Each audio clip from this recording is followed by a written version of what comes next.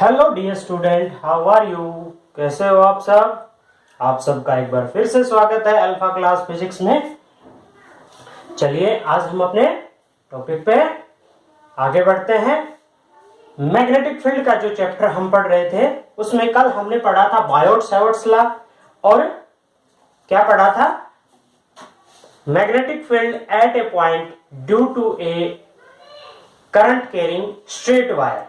Current carrying straight wire. आज हम पढ़ेंगे magnetic field at the centre of a circular coil carrying current. Simple सी बात है, अपने पास एक वायर है, उस वायर के कारण पी पॉइंट पे जो मैग्नेटिक फील्ड हमने फाइंड आउट किया था, पी पॉइंट पे जो मैग्नेटिक फील्ड फाइंड आउट किया था, अब हम क्या करते हैं, उसी वायर को सर्कुलर फॉर्म में ले लें। ये क्या बन गया, circular form. I current flow कर रहा है इसमें, ये इसका सेंटर है। सेंटर पे मैग्नेटिक फील्ड फाइंड आउट करना है। लेट अस कंसीडर इसकी रेडियस कितनी है, आर। अच्छा, एक बात जो हमें पता होना चाहिए वो क्या है कि रेडियस जो है वो सरकमफ्रेंस पे क्या होती है, परपेंडिकुलर। एंगल कितना हो गया, 90 डिग्री यहां पे। अब चलते हैं using Biot Savart's law. Using Biot Savart's law क्या कहता है बायोट-सैवर्ट्स लॉ, आपका dB is equal to mu naught upon 4 pi I d l sine theta by r square. अब बात आती है कि dl का है, तो हम क्या करते हैं, एक करंट एलिमेंट कंसीडर कर लेते हैं जिसकी लेंथ dl है यहाँ पे, ठीक है। अच्छा, कंप्लीट लेंथ कितनी आ जाएगी, देखिए इन सभी को हम जोड़ देंगे तो पूरी सरकमफ्रेंस इसकी। अब क्या करते हैं हम, यहाँ पे थीटा की वैल्यू तो 90 डिग्री है, dB is equal to mu naught upon 4 pi I d l sine 90 r square. Sine 90 की वैल्यू क्या होती है, 1। यहाँ पे ये पुट कर दिया, इंटीग्रेटिंग ऑन बोथ साइड, दोनों तरफ इंटीग्रेशन कर दिया। dB is equal to mu naught upon 4 pi I by r square into dl। dl का इंटीग्रेशन l, b का b is equal to mu naught upon 4 pi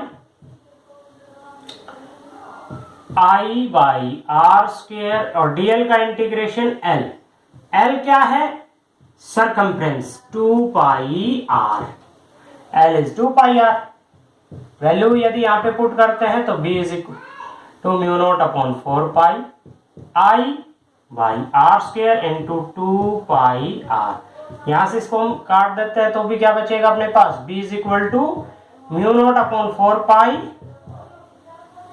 2 pi I by are.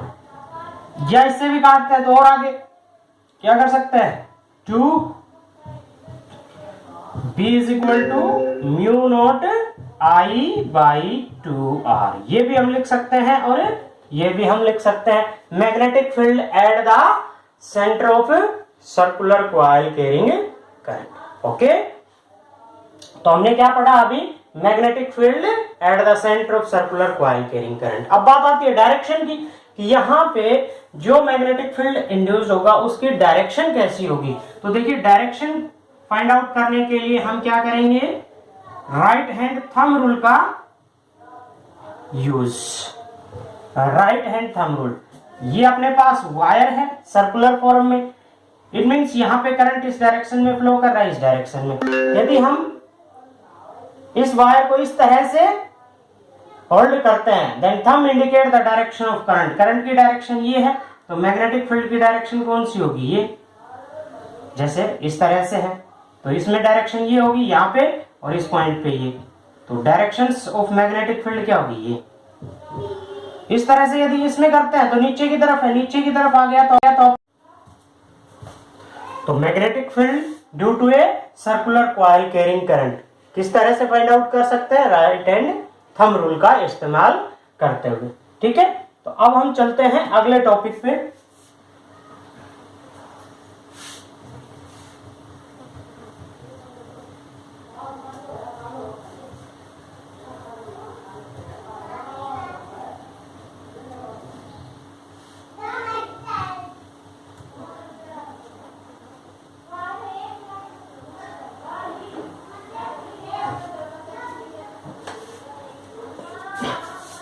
अगला topic है आपका magnetic field on the axis of A, on the axis of a circular coil carrying current.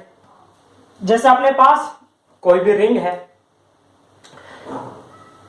हम जो ring पहनते हैं उस type की ring या कोई भी मेटालिक रिंग है, ठीक है, ये ले लिया, और इसका एक्सिस कौन सा होगा, जैसे ये लाइन जो सेंटर से पास होती है, जो लाइन सेंटर से पास होती है, ठीक है, ये आपका सेंटर और ये लाइन क्या कहलाएगी, इसका एक्सिस।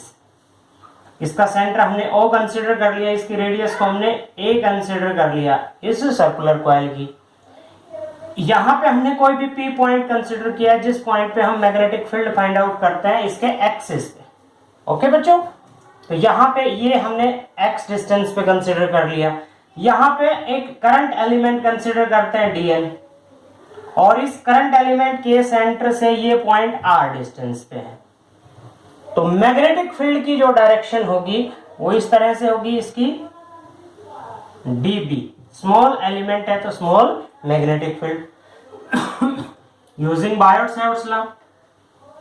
अच्छा, ये इसके साथ क्या एंगल बनाएगी, 90 डिग्री। तो हम ये कह सकते हैं कि dB is equal to using Biot Savart's law mu naught upon में 4 pi I dl by r square, I dl by r square. अब ये r की वैल्यू यदि हम फाइंड आउट करते हैं तो किसके इक्वल होगी, using Pythagoras theorem, a square plus x square, ठीक है।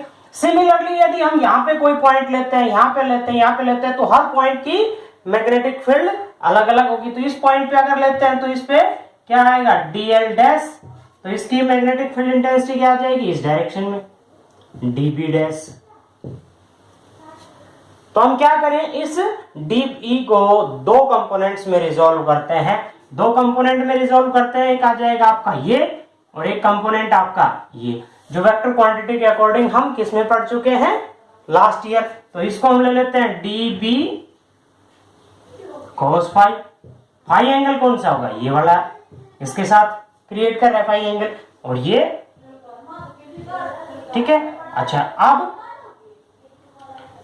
यदि हम इसका लेते हैं तो इस डायरेक्शन में भी क्या हो जाएगा आपका dB डैश cos फाई, और इधर dB sin phi, dB dash sin phi.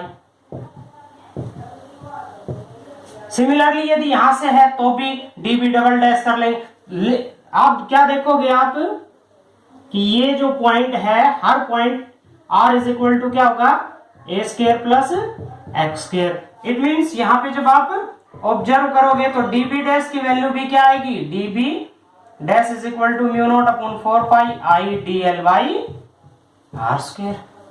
हर पॉइंट पे जो मैग्नेटिक फील्ड है वो इक्वल आएगा हर पॉइंट के कारण। अब क्या करते हैं कि यहां पे देखिए, इसको दो कंपोनेंट में रिजोल्व किया तो dB is equal to dB dash, दोनों इक्वल है। तो ये और ये क्या है, अपोजिट डायरेक्शन, और अपोजिट वेक्टर एक दूसरे को क्या करते हैं, कैंसिल। तो ये क्या कर देंगे, कैंसिल। तो टोटल क्या आ जाएगा आपका, V is equal to summation of dB sin phi, इन सब का सम, जोड़, ठीक है। तो यहां पे क्या आ गया आपका, B is equal to dB की वैल्यू क्या पुट की हमने, mu naught upon 4 pi I by r square, और summation of dl into sin फाई। अच्छा, sin फाई की वैल्यू हम इस ट्रायंगल से फाइंड आउट कर सकते हैं, लाल बटेकक का, या पंडित बद्री प्रसाद हर हर बोले। क्या हो जाएगा, परपेंडिकुलर अपॉन में हाइपोटेन्यूज। परपेंडिकुलर क्या है? ए, हाइपोटेन्यूज में क्या आ गया आपके पास? ये। तो हम क्या लिख सकते हैं? b is equal to mu naught upon में 4 pi I by r square, I by r square into क्या आएगा आपके पास? देखो यहां पे डीएल का जो समीशन है वो क्या आएगा? एल, और एल क्या है आपकी? कंप्लीट सरकमफ्रेंस 2 पाई ए। तो एल की जगह पे हम क्या पुट कर सकते हैं? 2 पाई ए इंटू में साइन फाई। साइन फाई की वैल्यू क्या है? ए अपॉन में क्या आ जाएगा? Under root of r square plus a square, r square plus a square.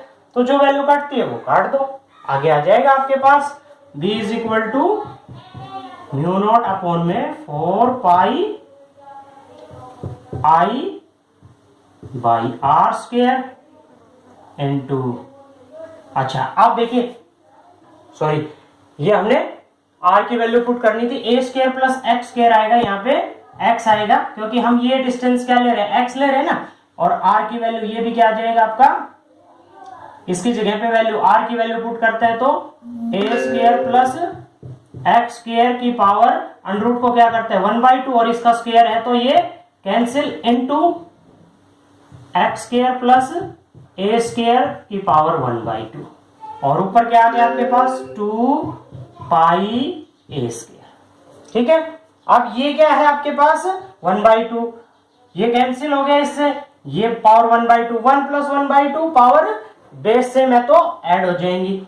b is equal to, यहां पे देखिए जगह कम होने के कारण हम ऊपर लिखते हैं इसको वापस इस पॉइंट पे, जैसे यहां पे लिख लेते हैं हम b is equal to mu naught upon 4 pi I into 2 pi a square upon में x square plus a square की पावर 3/2। जो काटता है वो काट दो, बाकी यदि आप यहां तक रखते हो तो ये क्या आ गया? Magnetic field on the axis of a circular coil carrying current.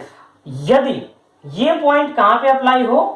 Centre पे, x की वैल्यू क्या हो? 0, तो हम यहां पे फाइंड आउट कर सकते हैं कितना आ जाएगा?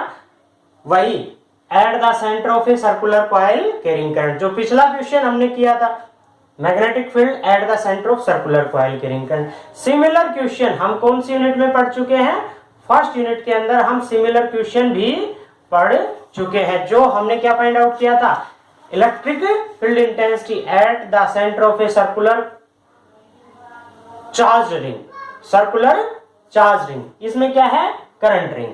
तो ये हम पढ़ चुके हैं। तो इसमें इसको आगे कट करना चाहो पाई से पाई, इसको 2 से कर दिया, पाई से कर दिया, तो इस तरह से हम इसको इजीली कर सकते हैं आगे। तो ये आगे आपका magnetic field on the axis of a circular coil carrying current.